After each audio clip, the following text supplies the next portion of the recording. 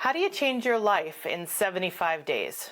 And why would you? Well, you're only one season away from leveling up your life and beginning to live the life of your dreams, whether that is something brand new for you, or you're somebody who has been spiraling out of control or lost a lot of ground for various reasons. Maybe you were hit by a financial storm.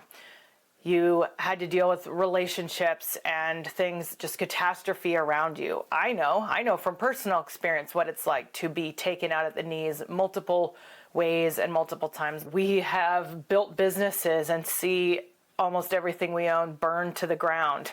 We have moved across country, having no income established, relocating businesses and restarting multiple times. We know what it's like to deal with a close family member that's passed away. Things that just devastate you, and the struggle of sometimes facing those things back to back can wear you down. I just want to share a little bit of my story and challenge you to reconsider what the next season of your life is. This is the time when everyone's New Year's resolutions are crumbling. Most people don't make it through January with any commitment to their New Year's resolutions, never mind into February or not. So the statistics aren't in favor of that. But January 1st is not a magical day to make change. Change is made by the actions we take and a commitment to something new, to living a different life. And the life you're living is basically a compilation of all the decisions that you've made in the past.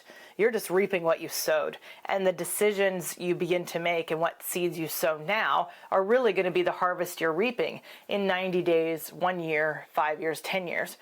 But we live in a culture that caters to instant gratification. And it doesn't matter whether you're 90 years old or 9 years old.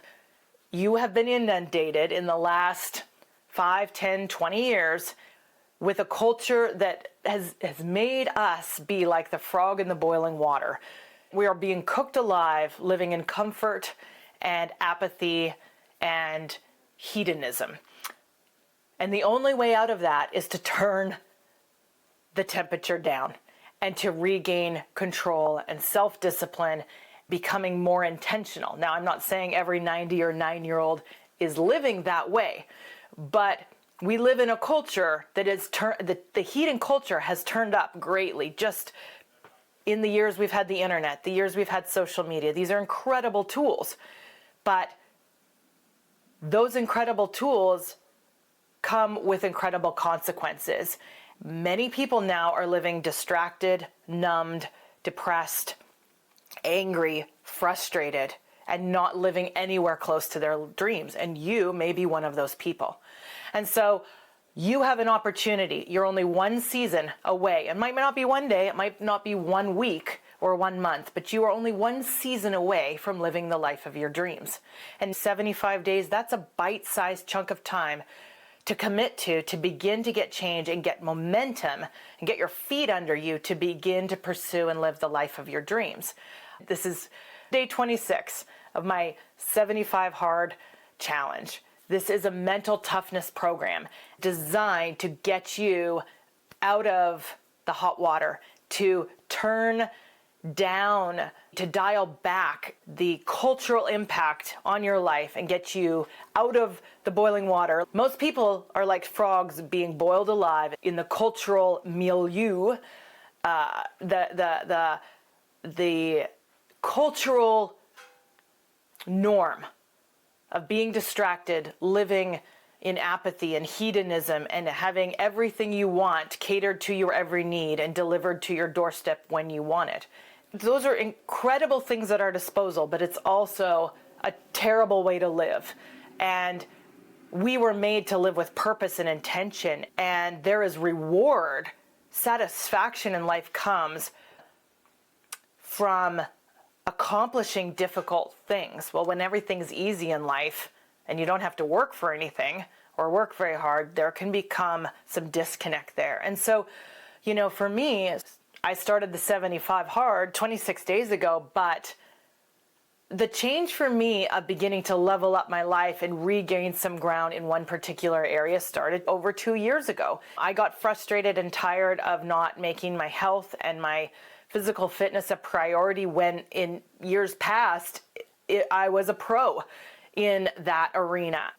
For many of us, when you're spiraling out of control, you have to jam that stick, so to speak, between the spokes like on a bicycle to bring something to a halt and to stop that downward spiral and regain the ground that you need to level up. And for some, maybe you're at the top of your mountain, but you want to go to the next level. Well, leveling up involves doing things you've never done before in order to go to that level. And if you're regaining ground, it's doing what you know you need to do. 2 years ago, I set out my front door and I committed to a mini habit for 1 year. And that was to do something so ridiculously small I couldn't fail on my worst day. And it sounds like a joke to say it out loud, but I didn't commit to walking a mile a day. I just committed to lacing up my shoes and walking out my front door. But it was so simple that those wins compounded, and every time I put my shoes on, I'd at least walk down the driveway, and then maybe I'd walk for a half a mile or a mile, and you learn to trick yourself with the little wins.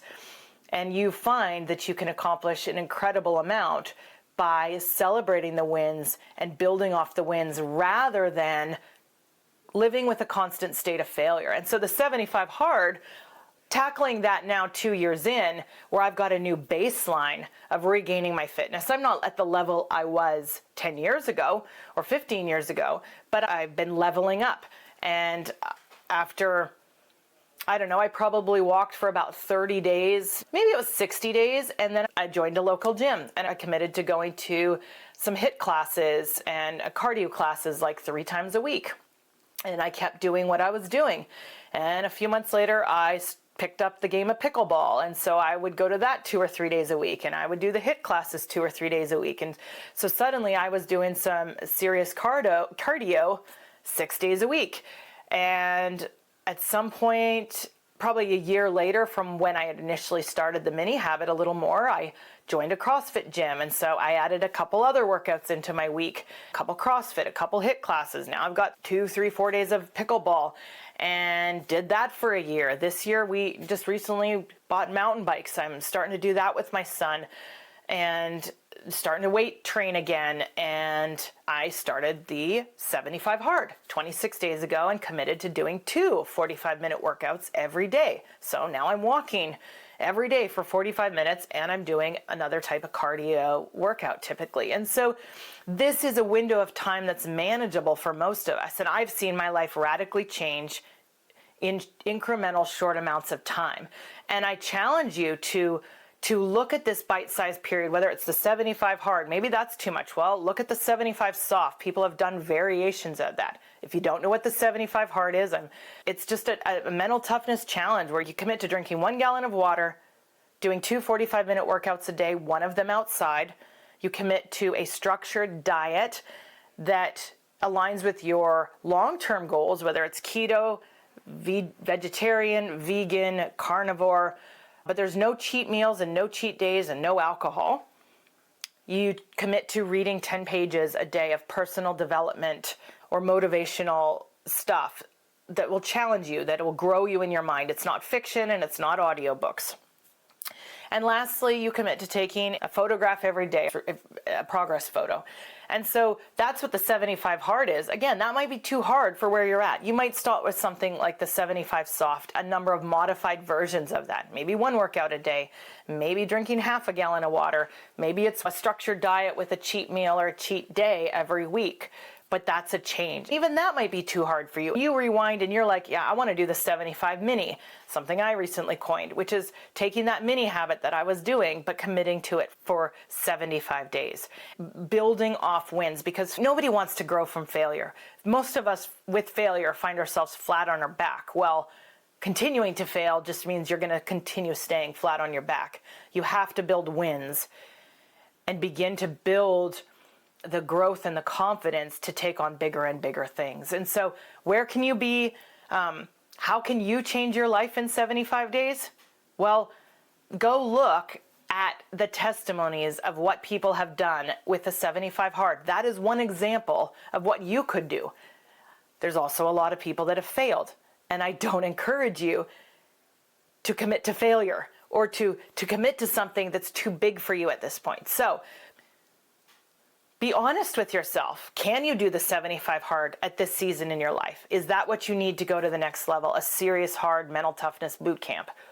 Or do you need to ratchet it back? What is the baseline you're starting at, and what is it going to take you to get to the next level? So be honest with yourself. I've heard it said, we overestimate what we can do in a year, but we underestimate what we can do in 5 years.